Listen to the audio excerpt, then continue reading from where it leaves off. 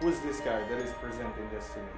So my name is Nuno. I'm Director of Cloud Services for DD Technologies and also acting CTO for Europe. So my background has been always coming from development, cloud, and basically now I'm in charge of one part which is part of the cloud, which is cloud, Internet of Things, and big data. Fairly small things, every single one of them. So yeah, what else can go wrong? I also do a lot of mumblings online. Most recently, I haven't mumbled that much, but this is my blog, and I'm a Azure MVP as well as End Service Bus champ. So if you see Yudi around, tell me, because I haven't seen him yet. As an agenda, what we're going to start with is an historical perspective of this. Going to challenges. Are there any challenges in this?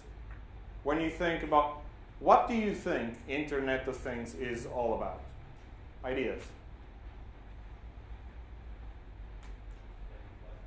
Connected devices. Okay. More. Is it only connected devices and devices interacting with other devices? Is that Internet of Things? Big data? What else? Come on.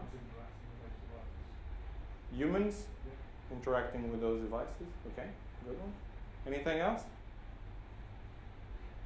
We have 3 people that spoke. 3 people have different views. That tells us something. And so we're going to then talk a little bit of what is really Internet of Things, or at least what's the view of Internet of Things. How does it work at some samples? Just as a teaser, I can tell you I have a Google Glass here. Unfortunately, it just arrived. So it's not even with the applications. It's amazing. It was supposed to arrive on Monday. It just arrived. And here, I have an example. This is something that some of your cars have, not in a pretty box, but in what's inside. It's part of your cars. It's your AVI system. In-vehicle information system. That's what this is. And this is one of the demos that we're going to have, is look at how we are using today Internet of Things, and we didn't even know it. Did you know that you have those kind of things in the cars, and I can throw you some updates into it and applications and things like it? Yeah? Okay, so good. So let's start with that. So what's Internet of Things? According to Gartner, it's a network of physical objects that contain embedded technology to communicate and interact with their internal states and external environment. It's like, what? It's like, okay, I have devices. They are physical objects that are in the same network. Okay, so this is offline because it would be slightly reckless of my part to try to do something to a real car. Probably that would not be a good idea. And so this is in the same network. They are embedded in terms of technologies. I wasn't able to get anything else, so I brought one which is Linux, one which is an Apple, and one which is a Surface. So I didn't get anything, so I got the Google Glass also, just to put some stuff. So interacts with internal states and then go into the external environment. It's very complex to understand what exactly it is. So when we went to the underground, and how many of you knew that before that video that was showing, knew that the underground was actually using Internet of Things already? Things like, for example, where is the train? Preventive kind of servicing, where you go and actually know how a specific object, a specific element in the rail. How is that? Does that need to be replaced? Do I, because of there is that part number which I have in 10,000 different places, which have a problem, we discover a problem, can I identify all of the places in order to start to do, to plan to do a replacement? Or in the cars, when I understand that there is a problem which is normal in the cars and I do a recall in order to replace a part, I need to understand which part that is. So basically in the underground they say when one system can connect thousands of devices and data, that's the Internet of Things. So we plugged in not only the devices connected to each other, but the big data part. It's also that part.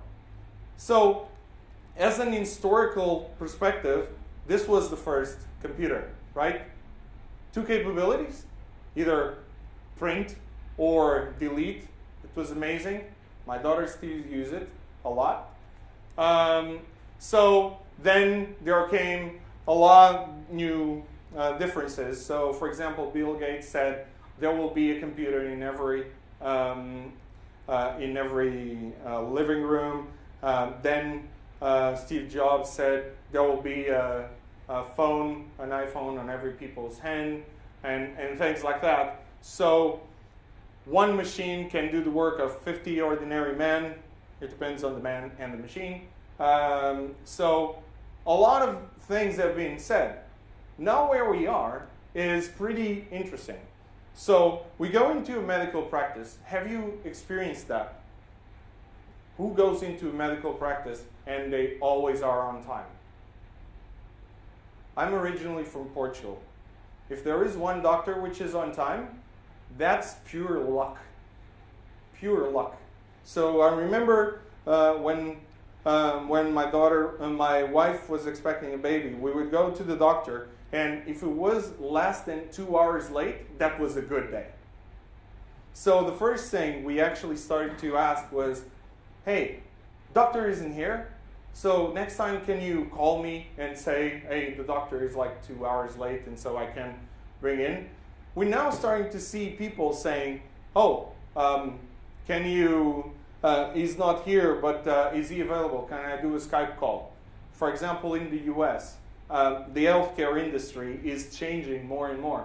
And there are exams being outsourced in terms of analysis. And there are, in some cases, and there are attempts to start to do Skype type of analysis. So don't touch. You go into a doctor and see a screen and you say, hello, it hurts here. Yeah, let me try. It's probably going to take a while. But yeah. So other thing is, what's the meaning of life? I don't know. The computers are down. Nobody without computers. Who is able to spend a full, I don't say a day, because that was too really bad, a full week without a cell phone or a computer or anything? Do you? I go completely crazy.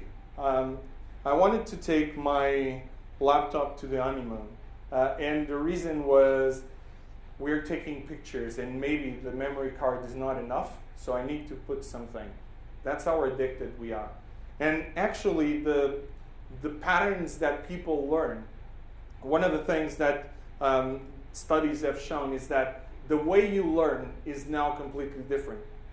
Most of people now don't know exactly how to do a specific thing, but they remember how they got there. They remember the search words they used in order to get there. So everything is now connected with a computer.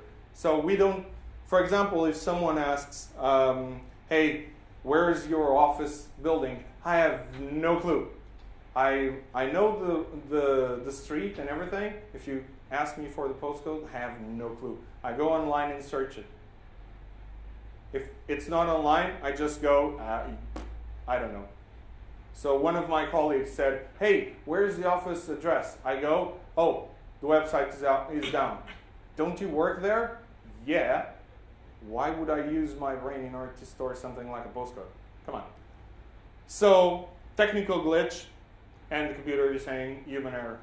A friend of mine tells that there is one thing which is really important, which is doing zero bug code. Do you know how we can achieve zero bug code? What do we need to do? What? Don't write any code, that's one. If you don't have users, it's pretty cool because there's no bugs. It always works. So the problem is always in the users. Yeah, we should edit that part.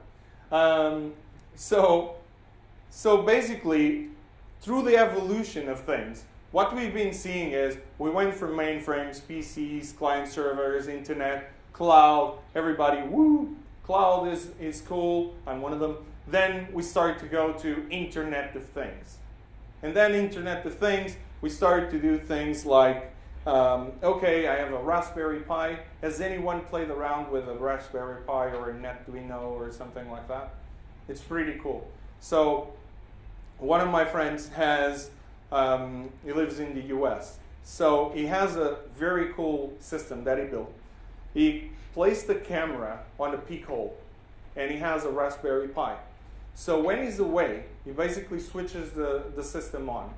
And when someone rings the bell, you will, by a pressure sensor, you will understand someone is ringing. Immediately the camera turns up and starts, and he will see on his phone who it is, and he will talk to that person. Right? How crazy is that? Too much time in our hands. That's what you get when you have cheap things in order for us to play around with. But the question here is, all of this, what this brings is, what this evolution brought us is that we have, in terms of capacity, more, faster, better. But in terms of how our human capability, it gets better, but we have limits. We have limits.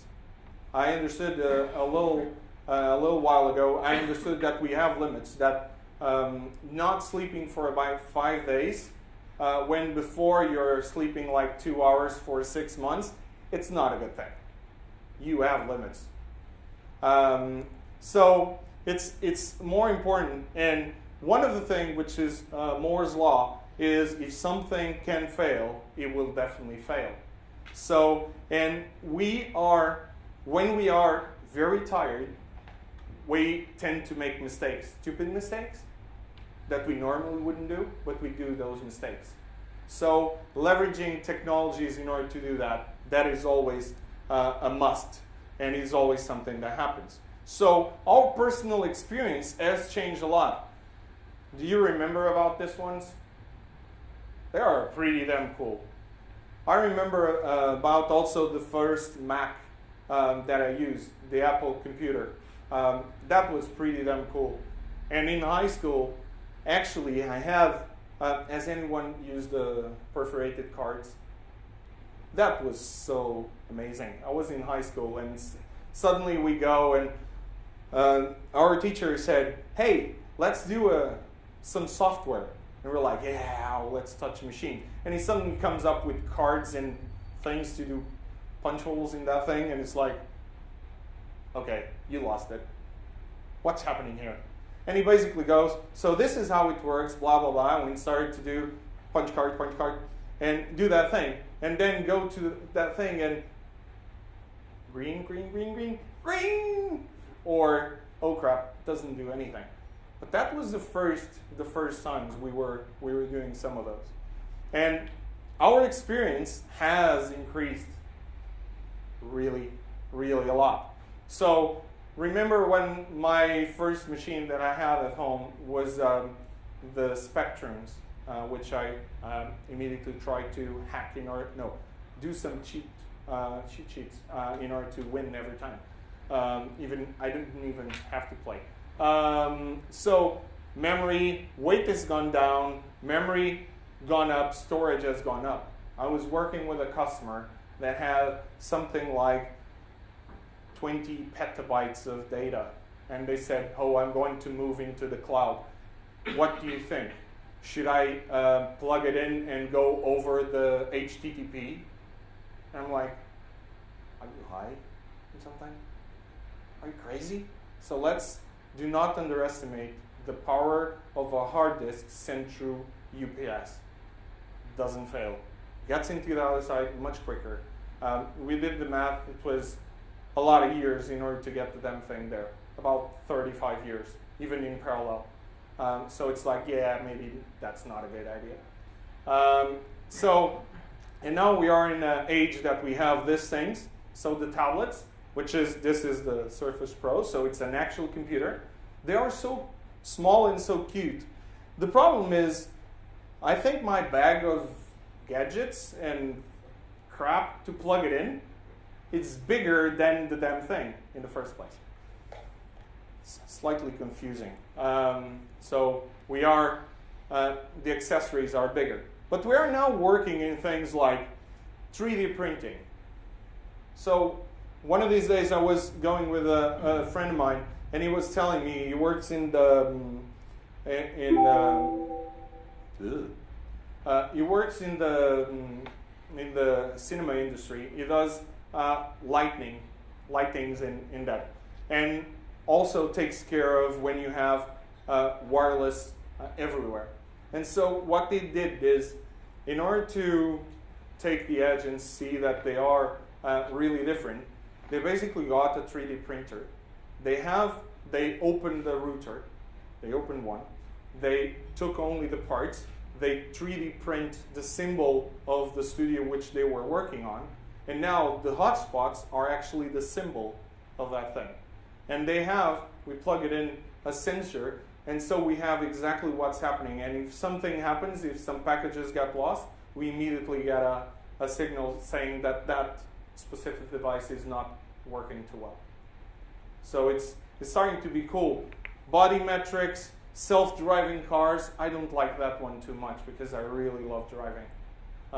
Not in the middle of London when we don't drive, we just stand. Should you like to focus on something like that rather than driving? Or you like to sit down in your car and it takes you to where you want? Oh, that takes the cool out of that. I still continue to like non-automatic cars in order to do crazy things. Either I actually learned to do some crazy things also in automatics, but let's not go there. But yeah, I love driving. But other parts like robotics and, for example, I was testing because at DD and STC, you guys know STC, Symphony Teleca Corporation. Symphony Teleca Corporation and DD merged together, and they have a lot of building those sensor devices. Actually, I got this today from them. And one of the things is trying out those things for the medical.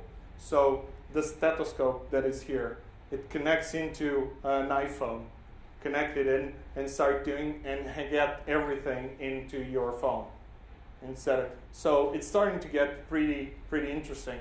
Working also with a big healthcare company, which is building devices, medical devices that send information, and we basically can in real time understand what's happening in there.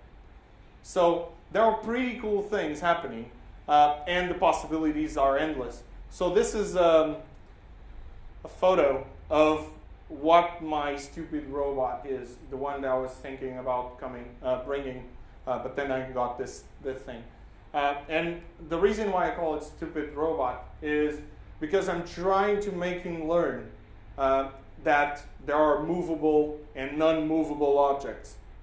And whenever is a movable object, he should ask politely, can you please move out of the way?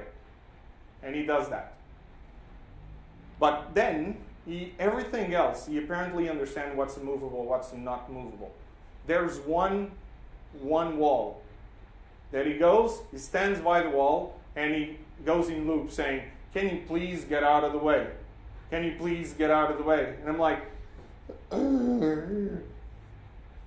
one of these days I think he's going to get kicked. But this is really cool. It's not expensive. It's a lot of Raspberry Pis and Legos. So the possibilities are endless. Things where this is being used. Have you thought about data centers? How the cloud is able to provide this type of automation, the pricing wars. How is that possible? What's the ratio between men and the machines in the data center? So for example, Microsoft in Azure has a significant investment. So they have, in terms of 190 miles of just pipes going. They have 2,400 tons of copper going through. So, and in terms of this, what happens is, this is 2 football fields. That's 17 railway wagons. That's the data center. Now, question, how many people are in that data center maintaining it? 45? Any money goes up or down? 0. No, 0. It's too low. There is about 2 guys. One is the doorman on the outside, and the other one is the doorman on the inside. That's it. Everything else is automated. There is nobody that goes inside the data center into where the container, because all this is containerized and everything. So we have all this containerized. This is one of the generations. This is not the coolest one. There is one which is, for example, in Dublin, they don't have sites in order for the wind to pass and actually cool down the machines. So you don't need coolers, save costs again. So, but this is highly automated. What we are seeing here is everything is automated. That machine is constantly full of sensors, understanding what's happening with that specific device, that specific mini device. How's that? And if more than a percentage of the devices in that container are not working properly, they will go take it out and put the new one. But before they can do that, everything in that container is going to be sent to another container, and only that container they will touch, and only that situation they will need to go. And there are data centers where that is not even needed. The containers are placed there with a crane. So, huge amount of automation. How is this possible? Internet of Things. The challenge is this generation is being disrupted by multiple different forces. Like, we have everybody goes, and we have several different generations. The ones that go into Facebook but don't share anything, or the ones that go into Facebook and share everything and anything and don't even care. So for example, people that are and like to take pictures of themselves, their children and everything, and then go and share. But they said, oh, it's secure. I sent to this secure group. Okay, that's cool. Everything's secure in Facebook end-to-end, so there is not a problem there. Not implying anything.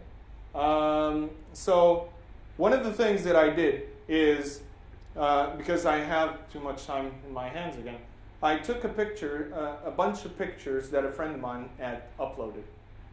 I took it, saved it into my machine, put the small job, which was taking all the metadata from that picture and taking the GPS signals, and then creating an historical view of those pictures.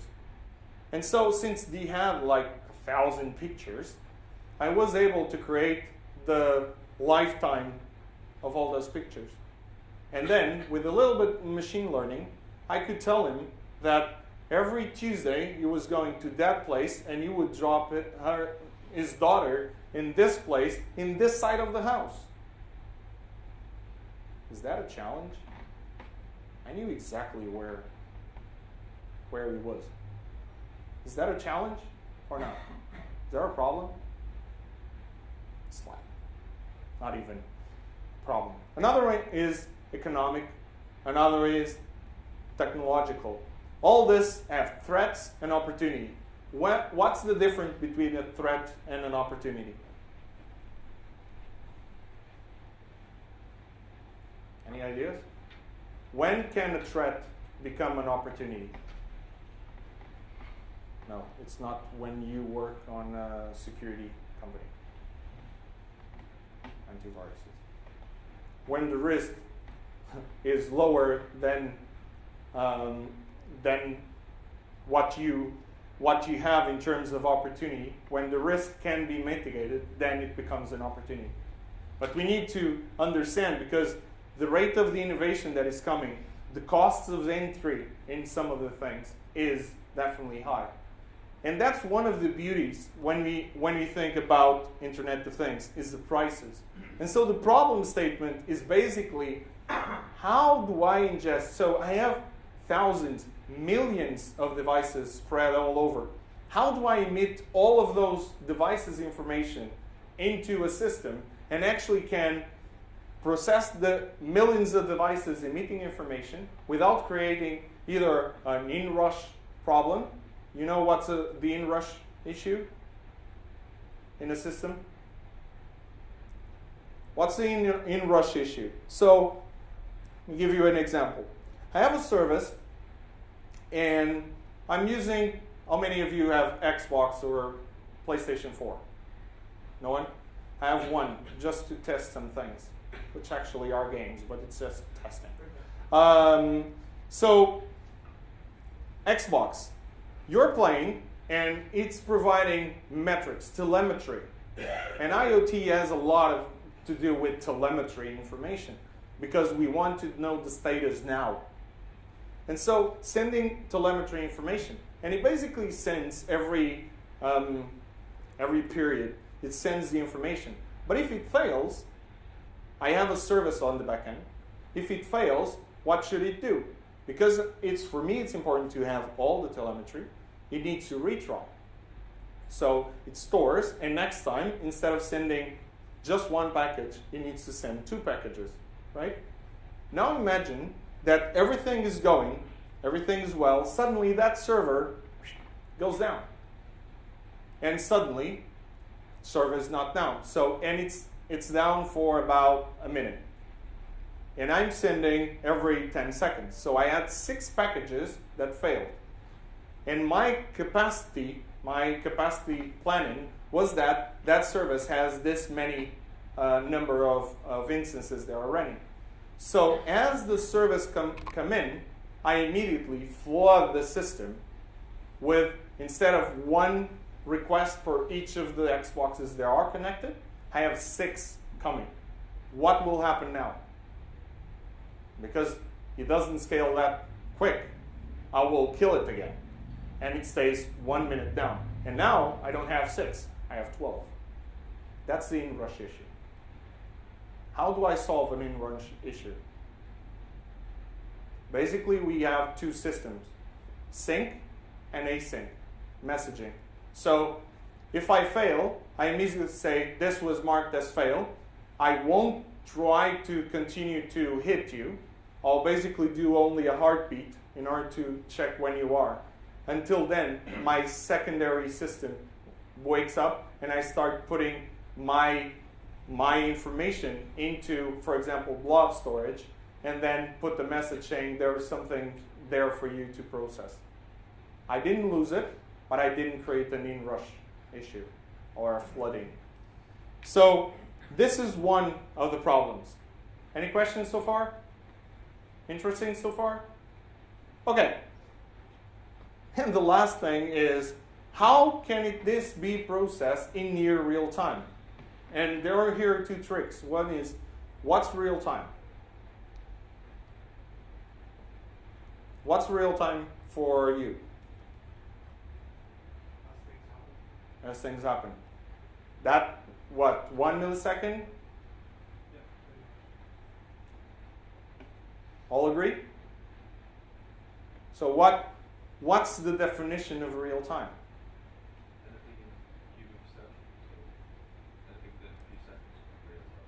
So it depends on what we're talking about. If real time, if I'm talking about stock exchange, real time is one thing. If I'm talking about the automated cars, I want that real time because I'm inside the car. I really want the real time to be in milliseconds, very, very few milliseconds. But if I'm going to some GP or something, the real time is not that important. Maybe if we are in the ICU, then it's more. So it depends on what problem statement we're working. And so we need to define what first is real time for that specific problem, because there is not one single. Normally we go to something like a millisecond, but it can be 1 millisecond, or we can consider it which is a second, or which is 5 seconds. It depends on the business. But that's the problem, is first defining what's real time. And then, if I have, so imagine that every car has one of these, only the boards inside. So you know when you go to the service with your car, they open a socket and just plug it in. That's what's inside. So every car is one of these. So now imagine that every car is sending, that is in just this streets next door, is sending information about everything that's happening. Temperature of the car. And this is not only one. There are thousands of sensors in your car. With the hybrids now, and things like what's the percentage of energy that I have? Should I put more or less fuel? Should I use more or less of this engine? Should I, for example, when we hit, all the airbags are controlled to sensors, and we have that information. Where are we going? And some cars have now things like your front tire is flat or isn't at the right levels and things like that. Everything in real time. We want to receive this information and process this information. So that's a problem. And the challenge is picking it into the Halo game. So this is actually in millions of messages per second. So there are some points, it depends on the days and depends on the times, but there are some points, there are about 14 million messages going through. And this is not everything that machine senses, because there is a lot more. So how do you handle peaks of something like this or something like this? Have you used complex event processing and things like that? Okay, so some challenges. So what's IoT? So again, a physical objects in the network. So the way we have is we have an object which is our identity. It's the sensor which has the information. We have an edge node which is a thing that is connected to the gateway. We have the service which is communicating with, and we have the end user which interacts with the thing. That's the Internet of Things. I have a node which is connecting to a service, which is providing an end user to interact with it and has an identity. It's a specific element. So how's it different, Internet of Things, how's it different from M2M?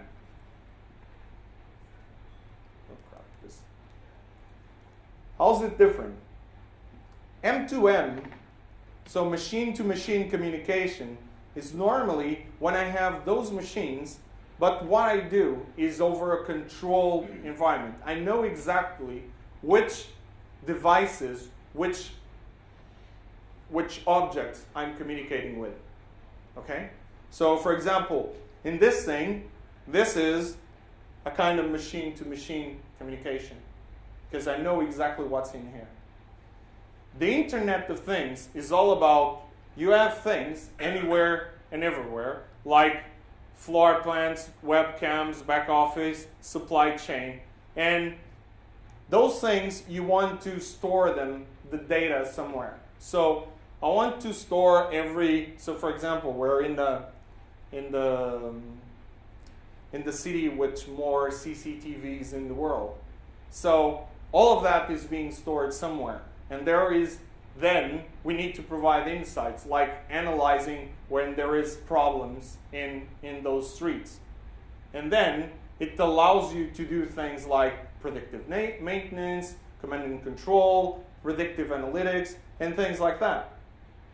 It allows us to, most of all, allows us to have this marketplace. So the Internet of Things, machine to machine, is about doing this in a very controlled environment. Internet of Things is when I create this data marketplace, is when I start to do this. And imagine that I have all this from the cars. I receive all the sensor information from the cars. I then can start extrapolating and having things like, okay, so this car, which is, I don't know, an Audi A3, this Audi A3, this specific model, I have this many issues. And for example, there was a crash.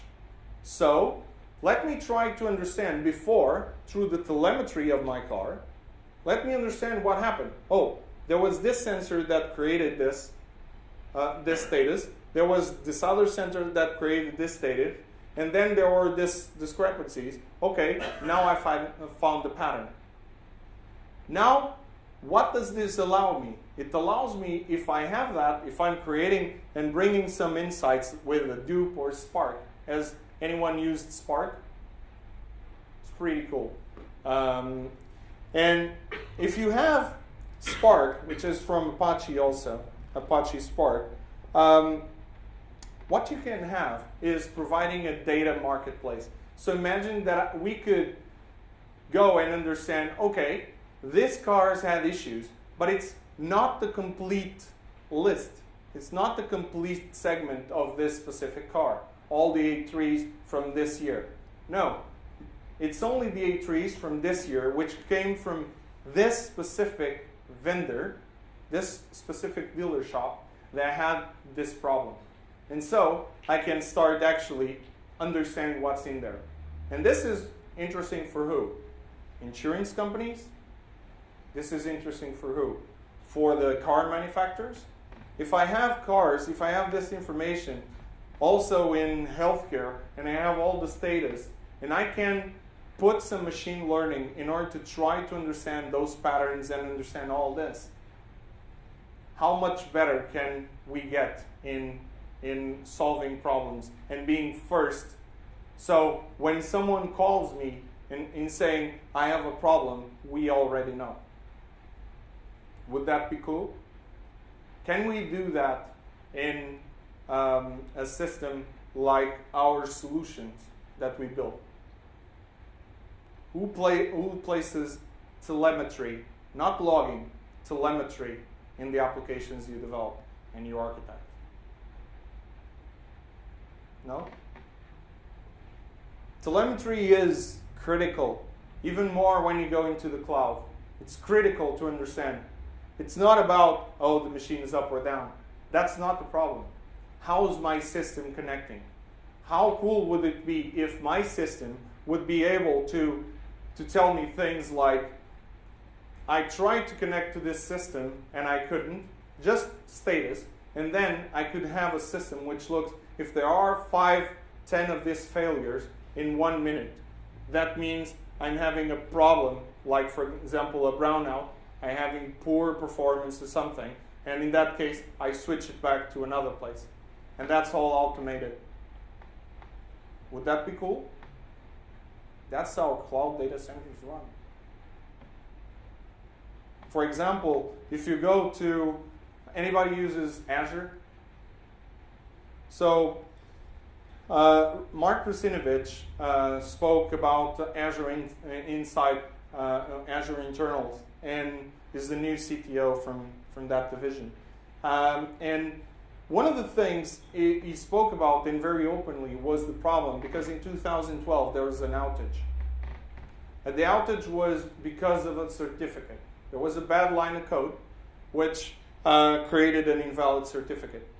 And that thing started to fall apart, everything. And the reason is because there is a fabric controller, which is the brain of the system, controls everything, receives the status of every device, every piece of the device. For example, SSDs, if they are running out in order to make it go to a different machine so that that can be replaced with a new one, things like that. In that case, one of the things, all communications in Azure are done securely internally. So he had to create the certificate in order to connect. So as soon as he created certificate, tried to connect, certificate was not valid, so he couldn't connect. So he thought, okay, there's a problem, try to another machine. That machine has a problem, that machine has a problem. 30 or 40% of the machines had a problem in that section, and he basically said, this section is having problems. What will I do?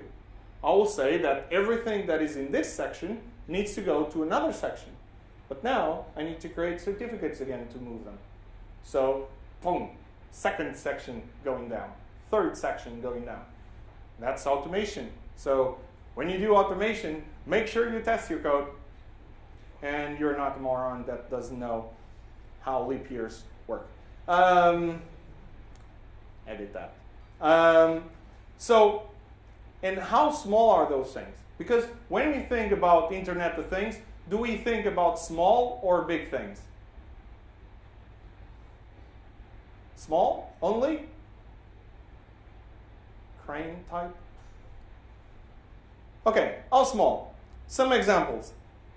So this was actually slides that I put together to convince my wife to allow me to buy a lot of these things. So I did a comparison with prices and all. And at the end, she just told, you all already bought them. Why are you showing me this? So Raspberry Pi, side of a credit card, and basically cost about 40 bucks. So it's pretty cool. Then you have 1,000 different sensors. I played around with things like temperature, those are typical.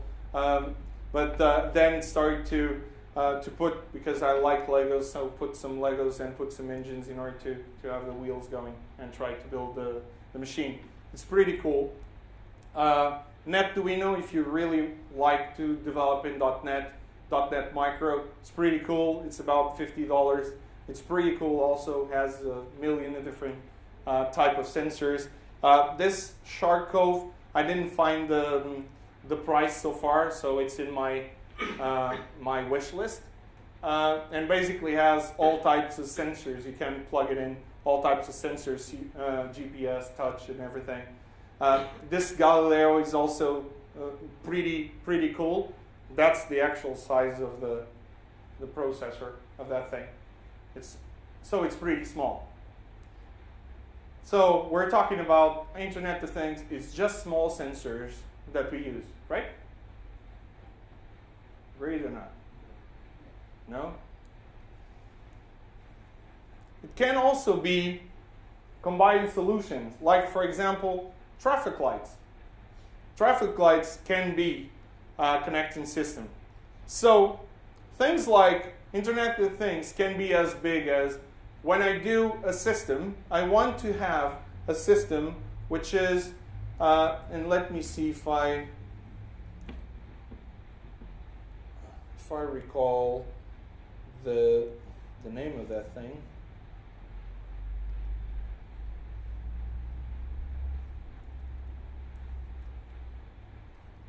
So let me show you now here in a browser. One cool thing. So this is a search engine for Internet of Things.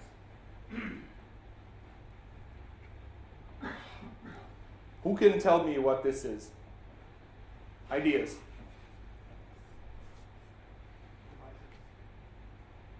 Devices, sensors. So what they did here, this Thingful, what they did is put the map of the world and put an overlay with all the sensors they could find. They have multiple systems providing. And they have some cool and dangerous things. see what this is. Come on.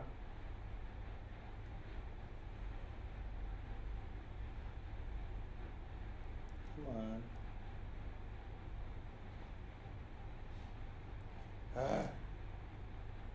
Can I click you?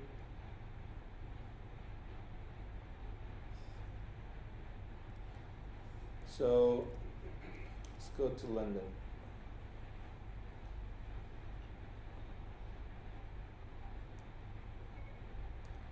A lot of sensors.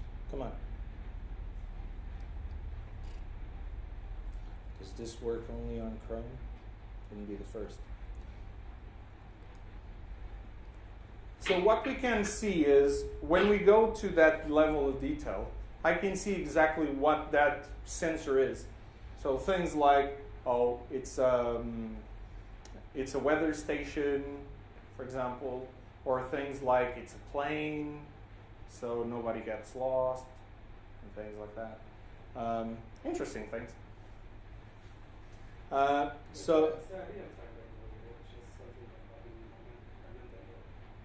What?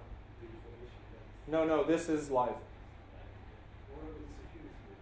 This is live. This is based on people they have an open community, and this is what's being populated in that open community. So things like I can hear. So there is here an environment. It's a Atmo. If I go and I can start to watch this. For that, I need to sign up, but I can go. Let me see if I can see a plane.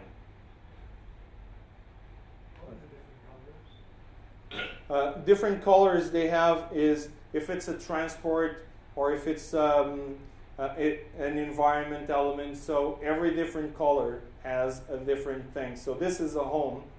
Apparently, I hope it's a home boat, or else the home just moved. So this, for example, is a cargo vessel. This, for example, is, Helen Jane 2 is a fishing boat. So we can get some cool things. So this is an aircraft. And I can watch the aircraft. So I don't get lost, in a way.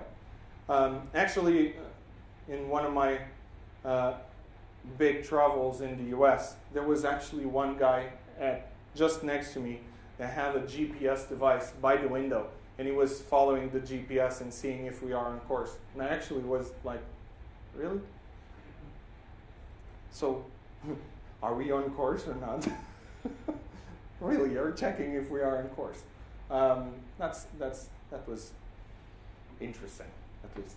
So how big can this thing? So that thing is a kind of search engine on top of all Internet of Things. So it's published on the web. Not everybody can access to that, but that is an open community.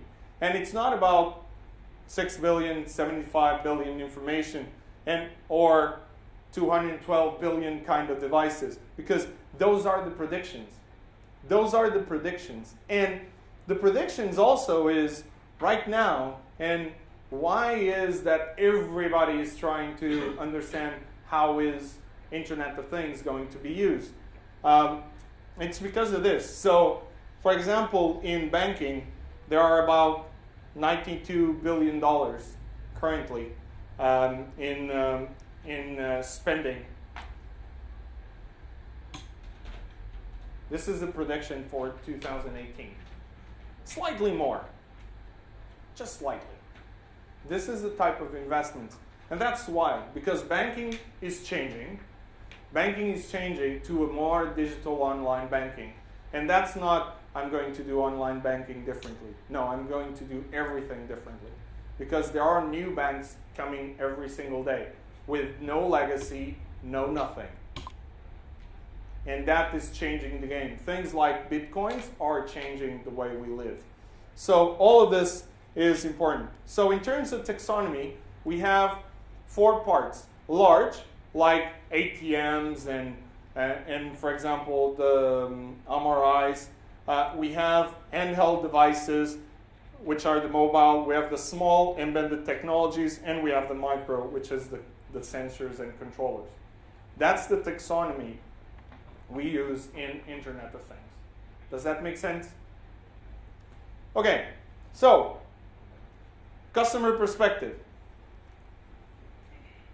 Oh, it's very complex. Whenever I speak with a customer, it's like, it's very complex. Oh, nobody understands really what it is because Gartner says it's one thing, Forrester says another thing, IDC says another thing, then it comes GE, Cisco, Microsoft, everybody has a different view. Strangely enough, they are always aligned to whatever they are doing. I've never found out why. How strange is that? So it's very confusing. So many possible decisions. There is only one decision which is very difficult and will get you in a very, very bad point. It's not doing anything. That's the worst decision. Because if you try today, and if you start trying out your own stuff, doing your own sensors, cheap at home, in order to understand, even if you fail in the first ones, you will have the experience of having failed and understanding how things work. The first times that I tried to assemble a robot, you should see how it ended up. One of them burned, literally. It's like, oh, so cool. First time and the robot is done. Let's put it to work. I don't think this was a feature I was expecting. But yeah, it had a very interesting feature. The smoke was really cool. And there were things jumping around, so it was really, really cool. But it's a very confusing. So the strategy, the correct strategy is to start connecting device, trying to do M2M communications. How do I, in a controlled environment, can put a couple of sensors connecting? And then I utilize that, I put that information into the cloud, I combine that data, enrich it, and then generate insights. Good. Now, let me expand and add more and add more and add more. Don't try to go for a big bang, because the big bang will end up like my robot, with a bang. Actually, so my wife is very happy with me when I try to do some things. I convinced to get the high robot, the Hoover, that thing that goes through the house, and you know that thing is hackable, right? You didn't? It's hackable.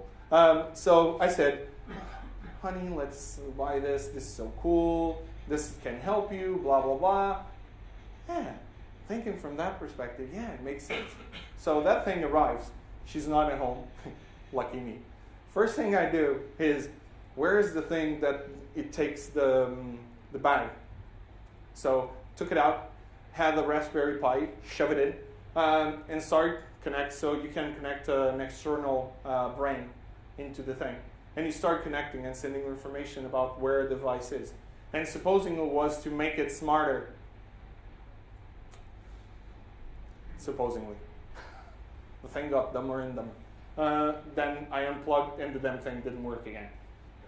So that's the things you need to do in order to get some things. And how does it work? It's a lot of devices, so it should be something like this, right? We all would love to be this guy. Okay, so the basics, we already went through them. Building a solution. We have devices. First thing, plug the devices. If I'm using Raspberry Pi, I'm developing Java. If I'm using Arduino, I'm developing .NET Micro. I build the device. I start to understand how the device works, which type of status. If you have an Xbox, okay, I won't tell that, but yeah, you can use it as a device also. Don't hack it, but you can use it as a device. Or use the Connect for Windows. That thing, I think it's acceptable. So start to understand what type of information is it providing. Feed that into a service, so build the service. If you don't want to build a service, highly scalable service, then don't build it. Use something like Azure Mobile Services, which allows you to get that ingestion. Then, when you have that, we have the intelligence devices. into point and send in the right information. We connect to the cloud and provide scale and manageability. Then we start to build whatever interactions, insights. Because one of the things I learned about big data is, apart from the word meaning absolutely nothing, because what is big data? Again, let's see how many different ideas we have. Definition like that is 10 times the amount of data than you currently process. That's a new one. Never heard that one. It depends. I'm processing 10 terabytes. So it's 10 times that? Yeah. What about if I'm processing a megabyte? That might be. So big data, and if you want to understand more, you can come to my talk tomorrow morning. So big data has a map where you can understand what type. Big data, yeah. What type of data? What's the structure of the data? What's the speed of the data? What do I want? What type of analysis would I do? What type of processing would I do? Would I do streaming or batch? Only when you understand that, then you're not talking about big data. You're talking about the specific thing that you want to do with it. But one of the things I've learned over the years working in that is big data is only as good as your visualization is. Because nobody really wants to look at all that bunch of bucket loads of data. They want to do and get insights from that. So always do that part. So class of data, the large, some of the systems, a medium, of course. I played around with some of those. Those are pretty cool. Small POS systems and tiny things like, for example, the chips. So system on a chip that comes with some of the devices. It's already been done in there. Now some examples. IoT systems. Who has home automation? I'm very sad, but I don't. Health services, energy services, for example, managing a grid line.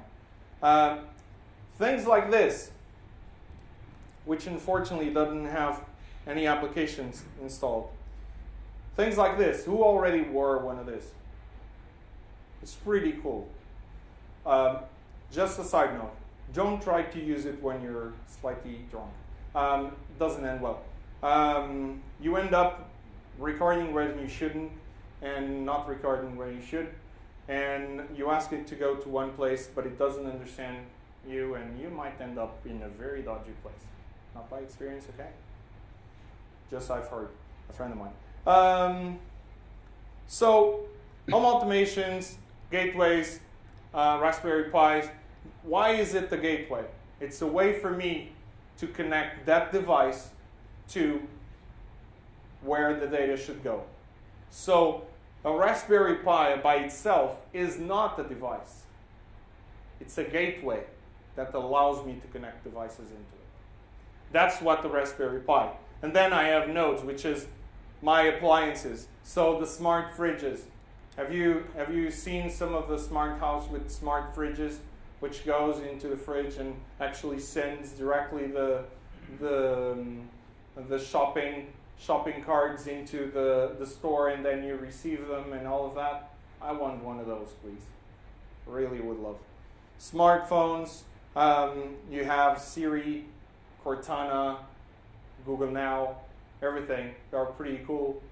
We have a headset, and we are reading our messages. They get better and better because they have sensor information being stored, crunching the data and providing that intelligence, finding the patterns, doing machine learning algorithms. So let's go now to an example, which is first going through this video because I think it makes sense. Carrying more than 1 billion passengers every year, the iconic London Underground is the world's first underground railway. I'm Steve Pears, Managing Director at Technolog. We wanted to help rail organisations like London Underground modernise the systems that monitor its critical assets. Everything from escalators and lifts and HVAC control systems to CCTV and communication networks. Everything is We connected. teamed up with Everything. CGI and Microsoft. This collaboration includes taking advantage of the Microsoft Azure Intelligent Systems Service. Meaningful data from sensors and intelligent edge This is the devices important on part. everything from Visualizing temperature, what's happening. vibration and Sending humidity alerts. to fault warnings and system alerts are available securely in the cloud. Many manual monitoring processes can now be streamlined. Disconnected systems can be securely integrated and automated. Most importantly, equipment degradation can be spotted in real time based on live data. And with new insights from data, London Underground can measure asset performance over time. When one system can connect thousands of devices and data streams across a rail network serving millions of people, that's the Internet of Things, and it's here right now. That's why we chose Microsoft. So this is real. This is here. We're using it every day. Unfortunately, it doesn't say that the tube trains need to be replaced. That would be cool also. But it actually, every single part in the tube is being monitored. Every asset is being monitored in real time. So this is the type of things that we can get. And an example is this. This is the Azure Intelligence Service, which has several parts. One is the intelligence service, which is the bus. The bus where all the events go through, which leverages event hubs, which is part of service bus. So millions and millions of status going through. Then it has elements on top of it in order to produce and analyze the data, and also ways for us to do things like data collection, remote access, content distribution, and all. It's a full end-to-end kind of system. And this is just an example of a system. So basically I have a kiosk, I have the agent, and basically that is feeding into the event hub that gets processed, stored in memory, so I can store it in the Azure storage. I can have all of the things for real-time processing. It's now, but I can store it in order to do processing afterwards, also in order to find the patterns afterwards, in order to study and get more patterns. Another example is something we built in STC, which is our Insight Connect solution.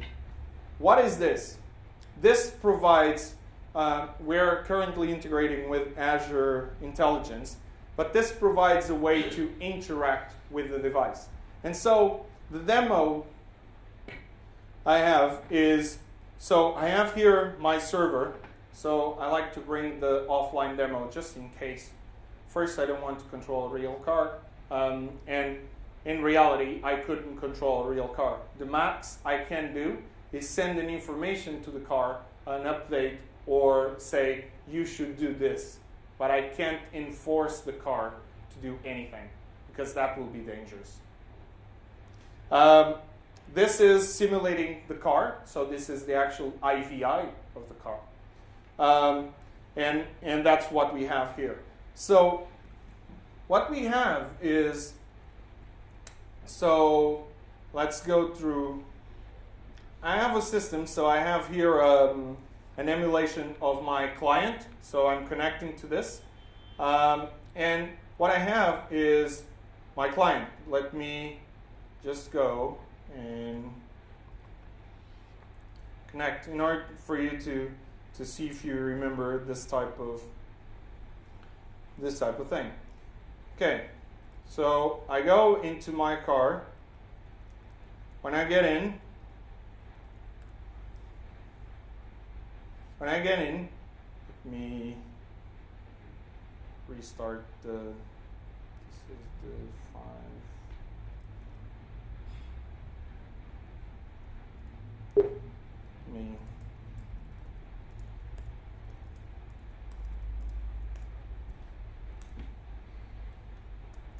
So let me clean clean this up. And let me start it all over, because I want to have the login experience. So one of the things that we started to see is that when we go into the car, now the cars have things like when I put my key in the car, he recognizes it's me. So he puts the settings for me. I have some cars that do that. Like, for example, my rear view mirrors or my seat and everything. What's that doing is, based on the sensor that I have in my key, is basically identifying who am I and doing the authentication for me. And so what I'm going to do here is, let's see if it's already on. What I'm doing here is, I go in, and he already understood that it's me. I have my car, so you probably already know some of these things. It looks like a type of car system. Right? Does it seem like a car system? Okay, cool. So the temperature, 74 degrees. Maybe we need to do something there. So what we want to do, and one of the things that we are doing is, imagine I'm receiving all this information from all these cars. Now, every single car that I have has one of these information. So what I can see is, for example, this car, which is a Chevrolet Cruze, has not only one, but has several different base systems, base ECUs. Basically, it has several different sensors, processors in different elements, like the anti-lock brake system, manual air conditioning. It's all sensors that I want to receive the telemetry on. So basically, what I can do, rear view mirror, I can go and see what version is it on. I can see this is the base element, but if I want to go, for example, for a different trim, I'll get this is a different version of that car. So I know exactly which element is in that car. And so if I go to the EVI entertainment system, my entertainment system, I understand which elements, which packages do I have, which version do I have, which restrictions am I imposing, which components I have. Now, this information is happening, and I have my model ranges, I have my devices. So my devices are the cars. So I have the VIN number of a specific car. So in this case, what I have is, I go in, now I go into my car, and I'm doing something. One of the things that is important is these sensors which are there, which you normally go into the service, they plug it in, it's when they receive the information. That's old-fashioned. This uses MQTT, so it actually is communicating. And so if I do this, it gave me an internal error, and it reported. It reported back to my system. Now, I'll see that in my components, in my system, I'll have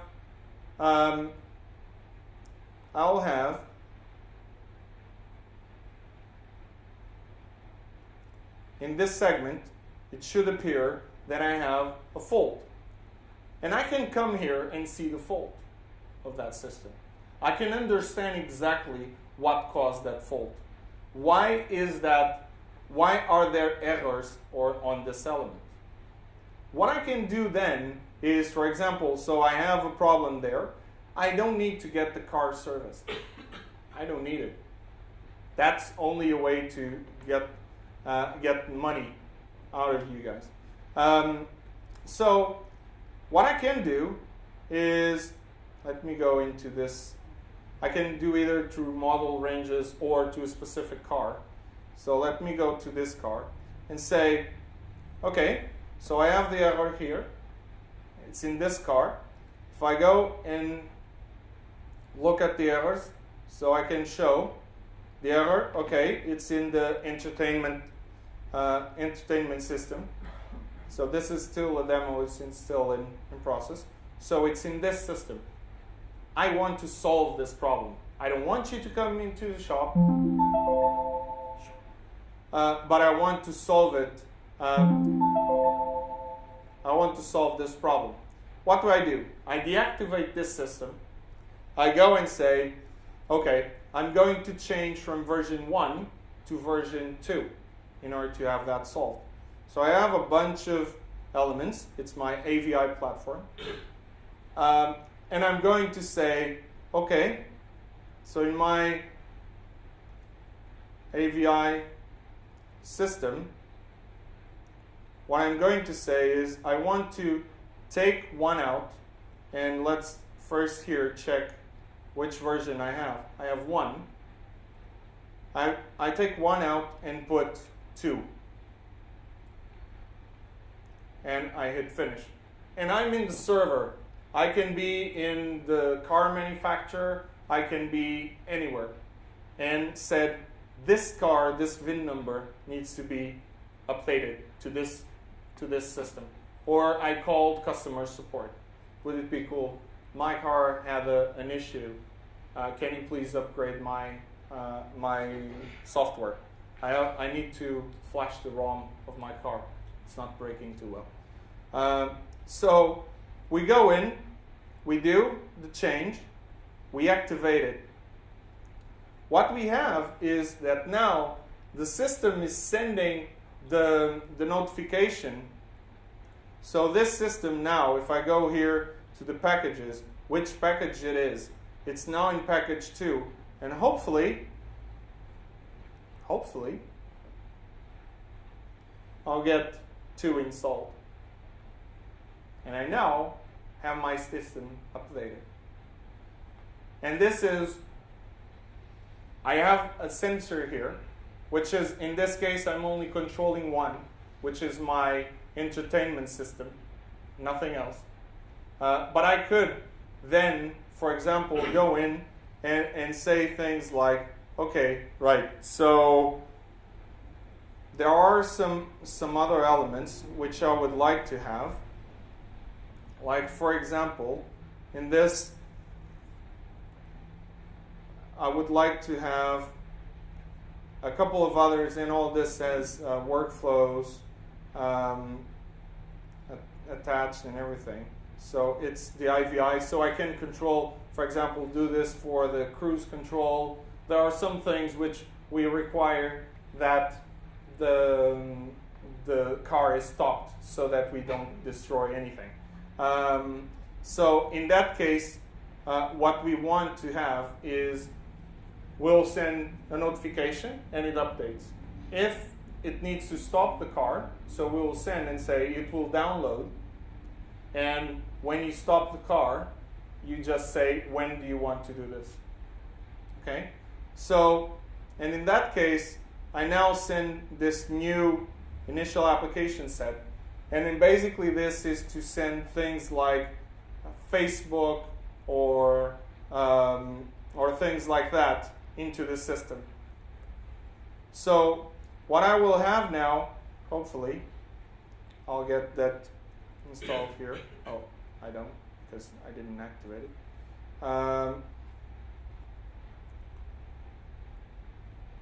So what I will have is I can push, for example, applications into my entertainment system. Okay?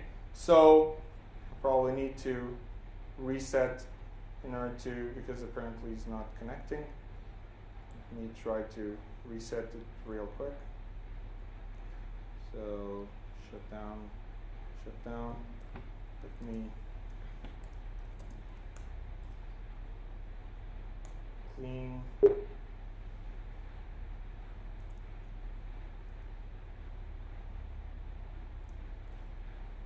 Let me do the same thing for the other one. So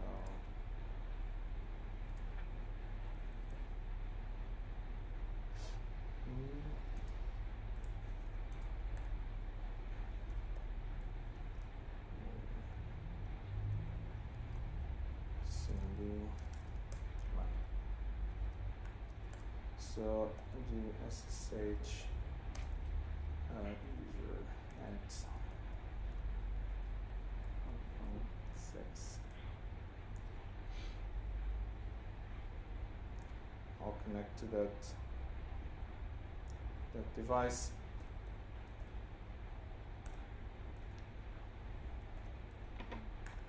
Come on. I'll connect to that device. Just do sudo, come on, reset, stop being stupid,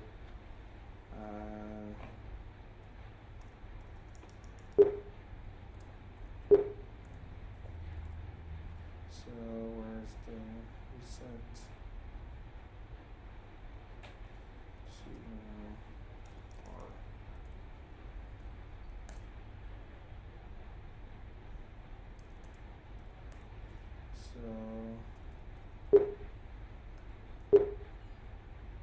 Reset SH.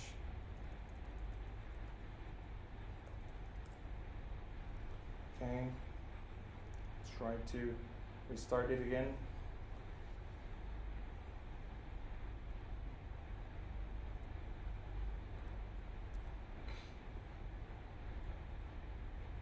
Sometimes the demo gods don't like this.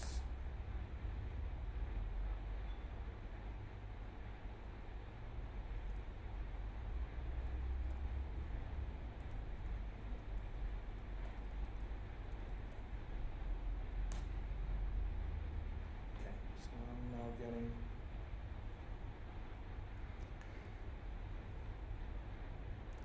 so that's the login experience. You wouldn't go through the login experience if you have the key, but this is the login experience.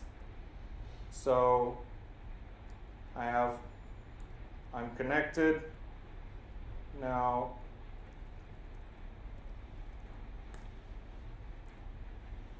going to my system, I tried to log out. This was something that we made on purpose in order to create the error. I go into my device, say there's what's in here, what's the segments that I'm using. So what's the applications that I have in there, and then let me go back.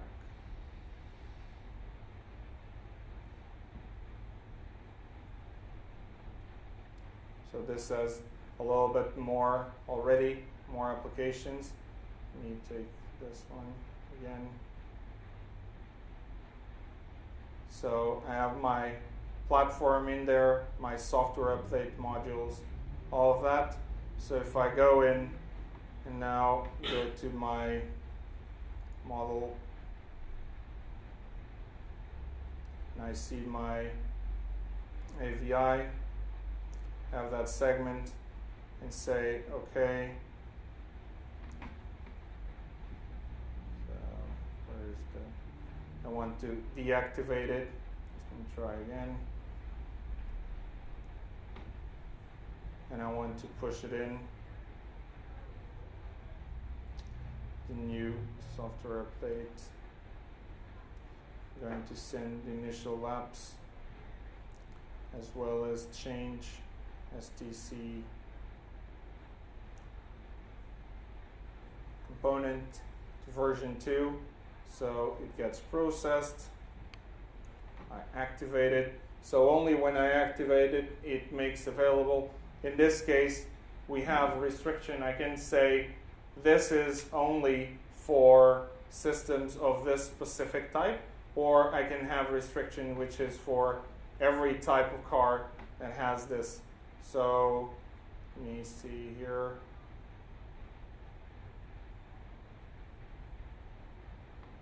Why is this so cool when these things don't work?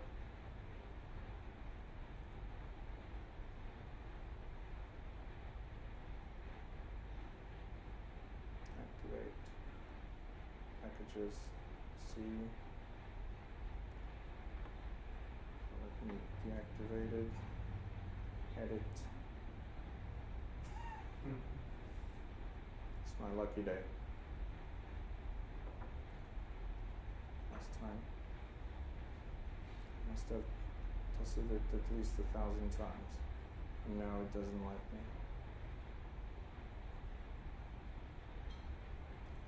So let's. Ooh. Okay. So you have that system. It does the update. We saw the update the first time. So it's important that you get the telemetry out of the box and then start processing it. Another system which is also interesting is this one here. So another solution is, and this one I couldn't take the physical element because this is an actual windmill which is generating energy. So we basically go in and we log in. We have the same kind of system, and basically what we have is sensors in the turbines, in the wind turbines, understanding what's happening. So I can actually say, I can see exactly what's the production, and I can adjust the production based on what I need, based on what the sensors are providing. So all of this, what is providing is I can drill down and now understand, okay, temperatures are high. Why are those temperatures high? So we go into the threads and add a new comment, for example, and say, this is what's happening. And from there on, everything is connected. I can, as a manager of that site, of that system, I don't need a lot of things in order to understand how things are. And I can see the different sites. And basically, I can in real time understand which one of the turbines are working correctly, so are green. So I can see what's the assets, what's the power that it's generating and everything. How's that going? If I click in one of the points, I can understand in more detail what it's producing and then understand the trends. So what I'm having here is connecting all these elements, and through this I have sensors in, this is the wind turbines, and I have the same thing for my cell towers. All have sensors transmitting to a gateway, which is then on the one network, projecting and putting the information into our smart machine server, something like this, but in a bigger scale. In this case, it's in the cloud. And then we are crunching the data with things like, in this case, Spark, and creating predictive analytics, prescriptive systems, and also some machine learning algorithms in order to provide this. So if we go and say, for example, in the cell tower, the problem is the energy cost supporting 24/7. Do I need this to be constantly there? Maybe I can do something. The same thing that I have in the cloud, the same scale, maybe I can leverage the same type of thing. So same thing for the cars. The objective is creating more and more hybrid and green type of cars. So how can I do that if I don't have the sensors giving me that information and providing information? Because an example of M2M would be inside the car, all the sensors are intercommunicating. But it's Internet of Things when they are communicating also with the outside. That becomes Internet of Things. So that's what we have. And one of the things that it's important to understand is Internet of Things is not science fiction. Internet of Things is not something that will be cool. It's something that is here already. We use it every day. All of our cars have this already. All of our grids are managed this way. All the data centers we are talking and using are already using automation. So it's here. It's about us understanding the power and taking all the mist out of it. This is not something magical. No, this is device, millions and millions of devices, interconnecting, sharing status in between themselves with the internet as a way to communicate in between themselves. And when we do big data analysis, that's where we basically take the power of it and we create a marketplace. Because as soon as we have car manufacturers, healthcare companies going to that first phase, which is understanding, doing the insights, and then embracing this new type of, because this creates new type of businesses, then we'll have everything interconnected. And then we can do like Minority Report. You remember? Things like, I have this car, if I see it has this problem, if I jump in, what generated, or this is the state this part is in, I go in deeper and I can get it before it actually happens. That's a possibility. Because with the right sensor telemetry information attached and processed with the right historical information, we will be able to do this. And there are already ontologies which allow us to do this. It's just very difficult to put together still. Okay? So hope you got a little bit better of what is Internet of Things and where we can use it and how we can use it. And hope you are going to all start buying some new devices so I'm not the only one destroying stuff. Thank you very much.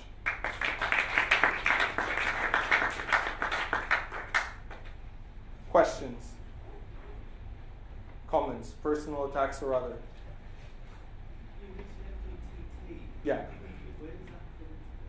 So MQTT is the protocol that they are using in order to connect right now. So it's one of the several of them that we've been testing out, and it's the one that we've been more successful. And so it's starting to gain momentum. There are so I can tell you there is already a car dealer that is leveraging this type of system with this system as I'm showing you in order to do this, in order to allow them to say, when I sell a car, it's not a car that I sell, it's an experience that I'm selling. And that means that when I buy one of those cars, when I grow up and get money to get it, so when I buy one of those cars, I'm not just buying the asset. I'm buying a lot. At the time that I have the car, I'm buying everything. So I don't need to go to the service in order for them to do an update on my system. I just go there, and when I get to say, I want to have your updates on my navigation system, which would be lovely.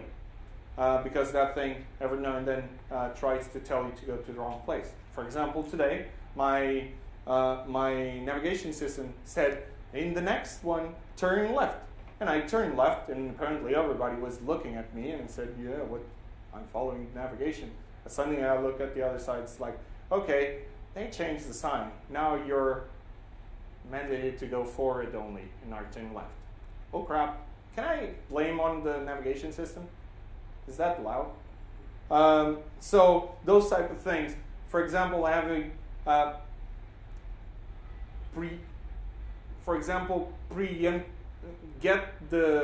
before things happen, go and say, I'm seeing that there is one tire that is having a problem. So they call me. I'm going around everywhere, and they called me and said, oh, we've been seeing that your tire is having a problem. So do you want us to go and pick your car up? We'll leave something, and then we'll solve the issue. That's a different experience. Would you buy a car like that without knowing which brand it is? With an experience like that? If you knew the brand, you would buy even more. Depend on the on what you need to put on the check. More questions? If you're getting a lot of data from things like vehicles, like cars, I mean, that's going to be terabytes of data. How to deal with all of that? So dealing with the data injection is one of the biggest issues and challenges that we face. And it's a lot about, so one of the things is, I've been working with Microsoft, and one of the things is like, oh, this system is only built and right now is in preview, so please don't put more than 1 million events per second. Okay, so I plug it in and I send 5 million. I'm hard listening. So, and the way we're doing this is we try to package up the elements. First is that bus which is passing, that is real time. That is just sending the information, and then immediately something is picking it up and is logging and storing that information. And then we only have, for example, we don't store, because of the size of the data, we don't store all the data that we received. We basically have, as soon as it arrives, it gets crunched, it gets enriched and placed how we want to consume it, and the rest we throw away because we can't deal with all that crap. So, but that's a decision. So, for example, in medical components, which I'm using some with MRIs and things like that, that's a different story because you need to store those data. But also in that case, the sensor information, even that the device has so many different sensors, I'm not storing everything because that would be too much. So in that case, I store it, and basically we were storing something like a year or 2 years. But that was a decision. And in that case, we were using storage and cold storage in order to leverage that. So at some point, we use dedupe, we use compression, all those things in order to make sure that everything is there. But that is one of the very complex elements. Connecting them, it's not a problem. When we start, so for example, I did my first demo of Internet of Things were a couple of devices like this. I built a solution for it. And basically, I placed it running and sending every time the gyroscope would move, it was sending the information of the details. So I have like 3 or 4, and I threw it into the attendees, and they were playing around and doing like this and playing around. So I thought, this is not going to generate that many events. How wrong could I be? My credit card was on the other end. So I discovered that it's a bad idea to pull out jokes like that. But it was pretty cool to see how things were. And I had systems doing things like, you start doing this type of things, and in real time, I was using Nesper at the time. Do you guys know Esper or Nesper? It's a complex event processing engine. Esper is the Java version. Nesper is the .NET port. And I was using Nesper in order to do complex event processing. So when the gyroscope would tell me that there was a rotation, and I was searching for something like more than 3 rotations in something like 3 seconds. So it show up in the middle of the presentation, something like, I'm getting dizzy, and things like that. And if all of them together were getting dizzy at the same time, the screen would start buzzing. It was pretty cool. But I didn't like my account, my credit card account. So I stopped doing it for some reason. But yeah, that's the biggest. But it's all about what type of information do you really need? Do you need the raw information? Are you doing anything with it? If you're doing, you need to do it fast. That's why Spark, for example, HD Insight or Hadoop, Cloudera, Hortonworks, MapR, all of those are pretty cool. I've been using them and Spark has been taking the edge because I can do a lot more. And basically I do the complex event processing and only get the ones that for me are interesting. I immediately crunch that and leave the information. The rest I drop. Unless there is something saying you need to store this, but in that case, it's a customer that is paying. If it's not my credit card, I'm happy. It's not my credit card. You mentioned when you started you were a service bus channel. Yeah. Is that the service bus you're talking about?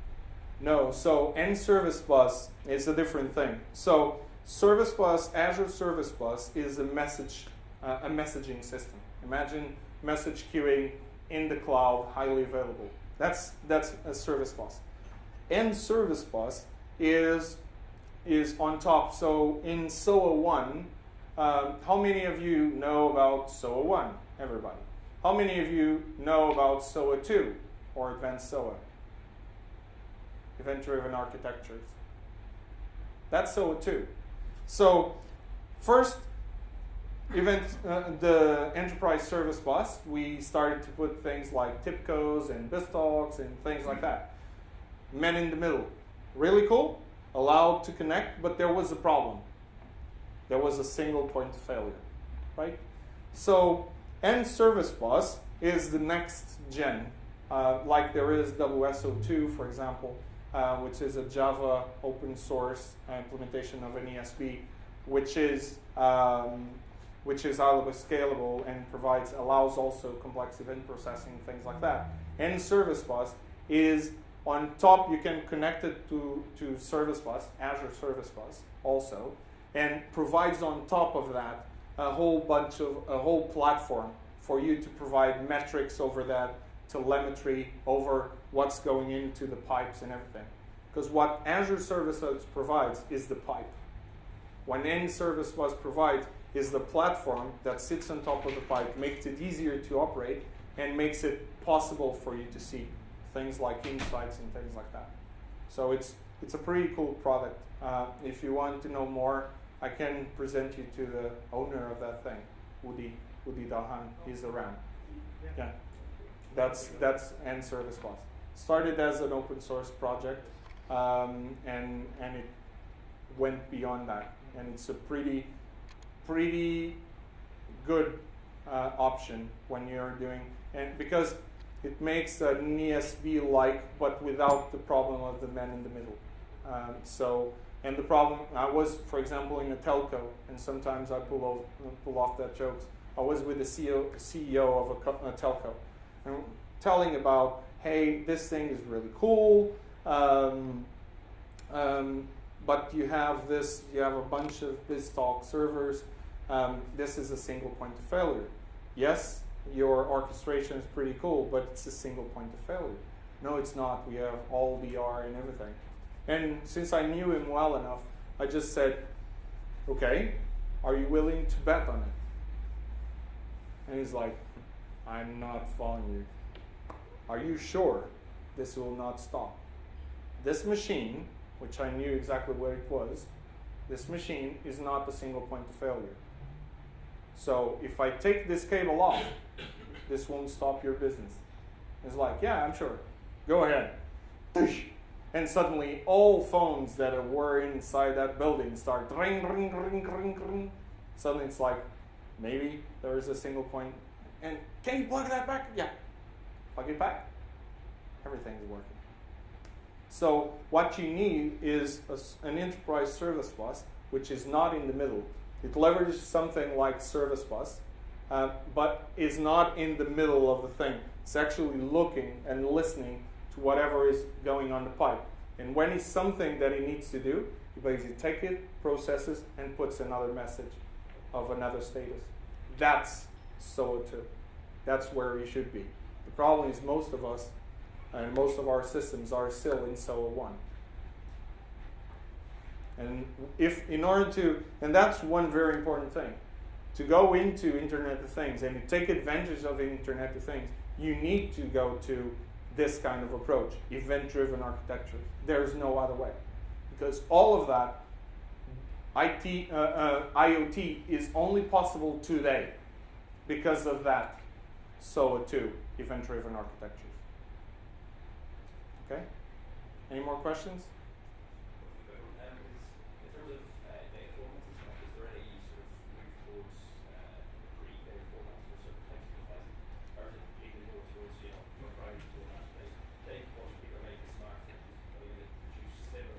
No, there are already data structures. There are going. There is the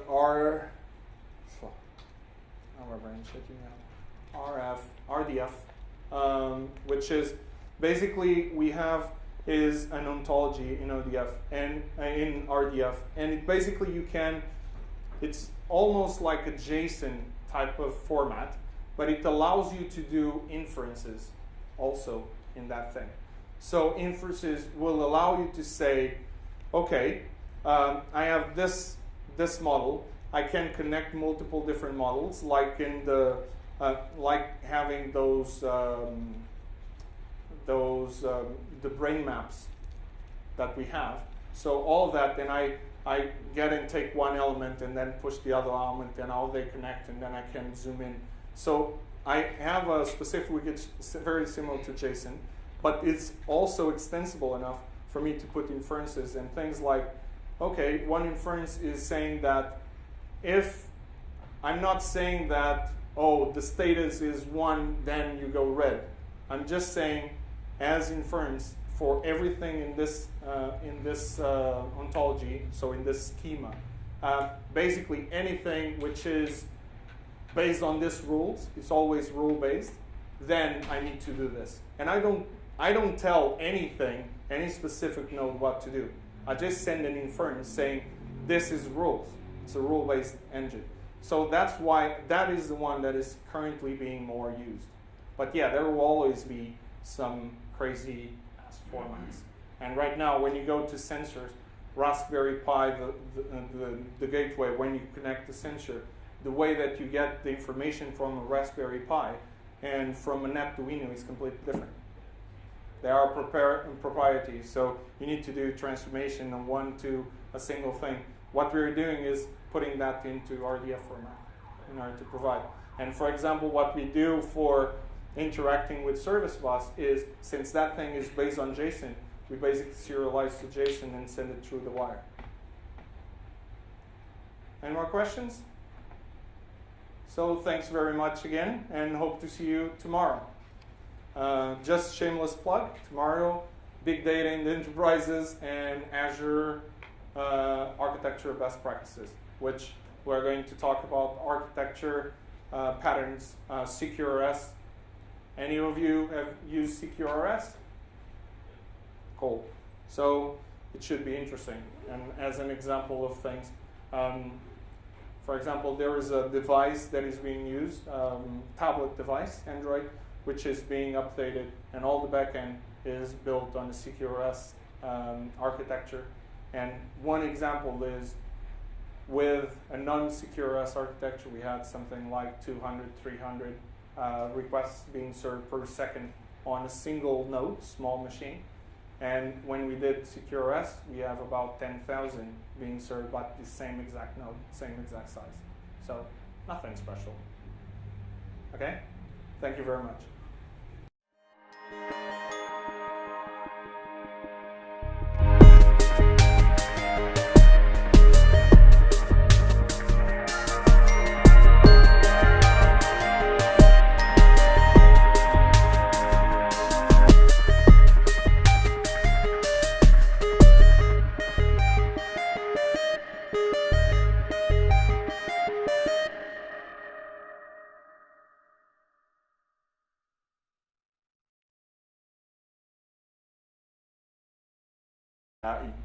I don't know. So one of my colleagues said, hey, where's the office address? I go, oh, the website is down. Don't you work there? Yeah. Why would I use my brain in order to store something like a postcode? Come on. So technical glitch, and the computer is saying human error. A friend of mine tells that there is one thing which is really important, which is doing zero bug code. Do you know how we can achieve zero bug code? What do we need to do? What? Don't write any code, that's one. If you don't have users, it's pretty cool because there's no bugs. It always works. So the problem is always in the users. Yeah, we should edit that part. So basically, through the evolution of things, what we've been seeing is we went from mainframes, PCs, client servers, internet, cloud, everybody, woo, cloud is cool, I'm one of them. Then we started to go to Internet of Things. And then Internet of Things, we started to do things like, okay, I have a Raspberry Pi. Has anyone played around with a Raspberry Pi or a Arduino or something like that? It's pretty cool. So one of my friends has, he lives in the US. So he has a very cool system that he built. He placed the camera on a peak hole and he has a Raspberry Pi. So when he's away, he basically switches the system on. And when someone rings the bell, you will, by a pressure sensor, you will understand someone is ringing.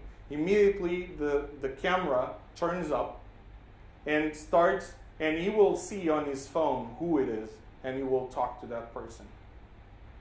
Right? How crazy is that? Too much time in our hands. That's what you get when you have cheap things in order for us to play around with. But the question here is, all of this, what this brings is, what this evolution brought us is that we have, in terms of capacity, more, faster, better. But in terms of how our human capability, it gets better, but we have limits. We have limits. Okay.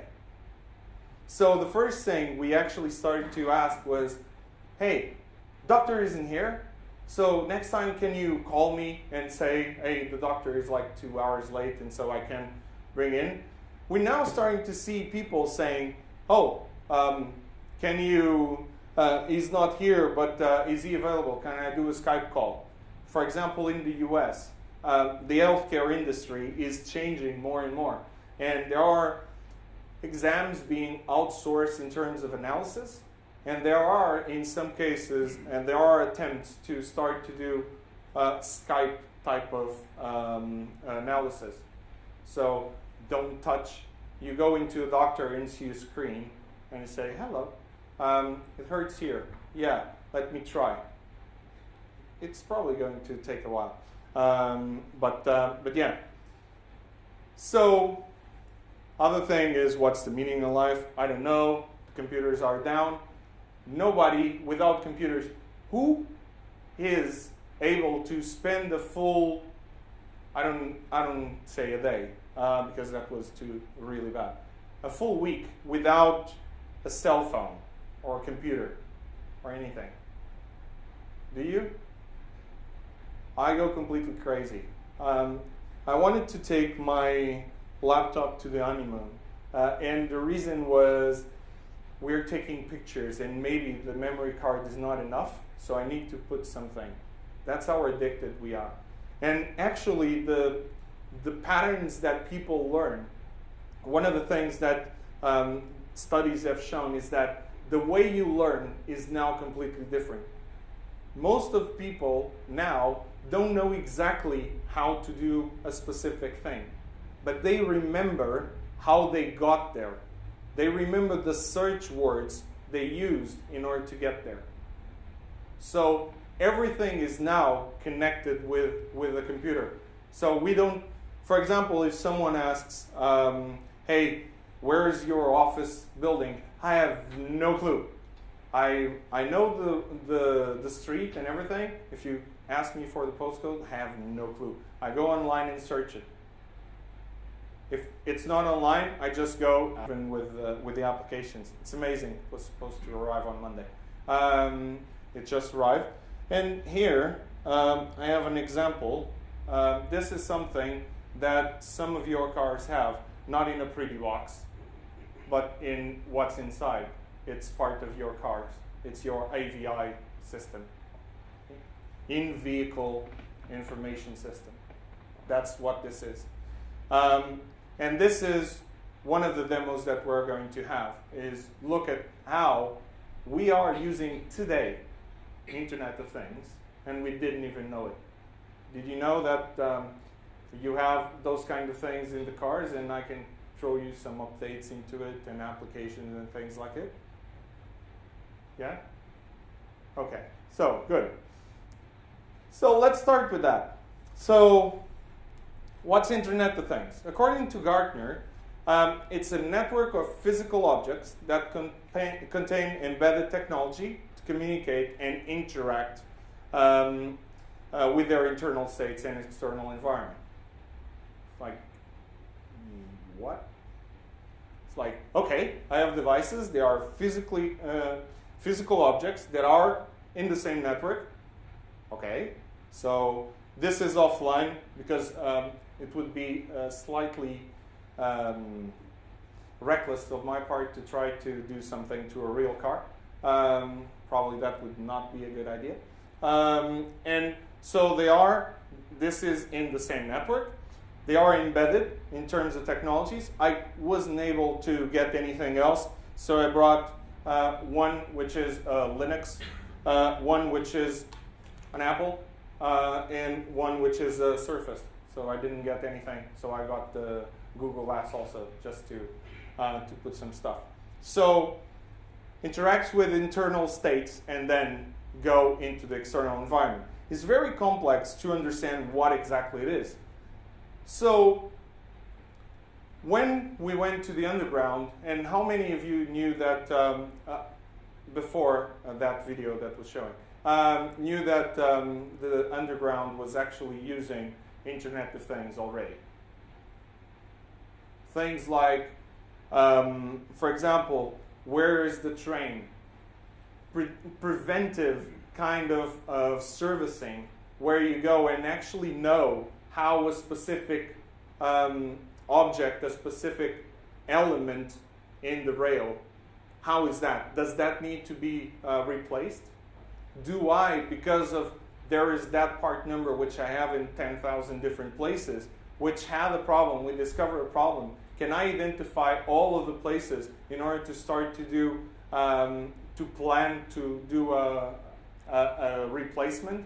Or in the cars, when I understand that there is a problem which is normal in the cars and I do a recall in order to replace a part, I need to understand which part that is. So basically in the underground they say, when one system can connect thousands of devices and data, that's the Internet of Things. So we plugged in not only the devices connected to each other, but the big data part. It's also that part. So as an historical perspective, this was the first computer, right? Two capabilities, either print or delete. It was amazing. My daughter still uses it a lot. So then there came a lot of new differences. So for example, Bill Gates said there will be a computer in every living room. Then Steve Jobs said there will be a phone, an iPhone on every people's hand, and things like that. So one machine can do the work of 50 ordinary men. It depends on the man and the machine. So a lot of things have been said. Now where we are is pretty interesting. So we go into a medical practice. Have you experienced that? Who goes into a medical practice and they always are on time? I'm originally from Portugal. If there is one doctor which is on time, that's pure luck. Pure luck. So I remember when my wife was expecting a baby, we would go to the doctor, and if it was less than 2 hours late, that was a good.